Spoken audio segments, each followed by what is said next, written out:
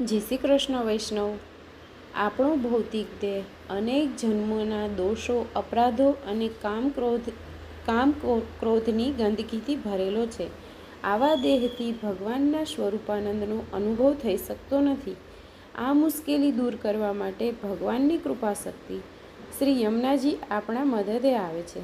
શ્રી યમુનાજીનું પાન અને તેમના ગુણગાન ગાવાથી આપણને શ્રી યમુનાજીના તનુનવત્વનું દાન કરે છે। તનુનવત્વ એટલે આ ભૌતિક શરીર બહારથી દેખાય તેવું જ દેખાય, પરંતુ તેનું આંતરિક બંધારણ અલૌકિક બને છે। આવા અલૌકિક બંધારણવાળા દેહને ભૂખ, તરસ, થાક, ઊંઘ, વિષય વાસના વગેરેની અસર થતી નથી। આંતરિક દિવ્યતા પ્રાપ્ત થતાં દેહ અલૌકિક પ્રભુના સ્વરૂપાનંદના અનુભવ માટે લાયક બને છે।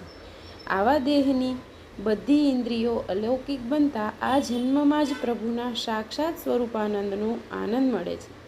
વ્રજમાં ગોપીજનોને આવું તનુનવત્વ પ્રાપ્ત થતાં બાહ્ય દેખાતા ભૌતિક દેહથી ગોપીજનોને ભગવાનના સ્વરૂપાનંદનો અનુભવ થયો હતો। શ્રી મહાપ્રભુજી તેથી જ યમુનાષ્ટકમાં શ્રી યમુનાજીને વિનંતી કરતા કહે છે, મમાસ્તુ તવ સન્નિધો તનુનવત્વમેતાવતા ન દુર્લભત મારતિ મુરરિપો મુકુંદ પ્રિય। અલૌકિક દેહ પ્રાપ્ત થયા પછી શ્રી કૃષ્ણમાં પ્રીતિ થવી જરા પણ દુર્લભ નથી। જય શ્રી કૃષ્ણ।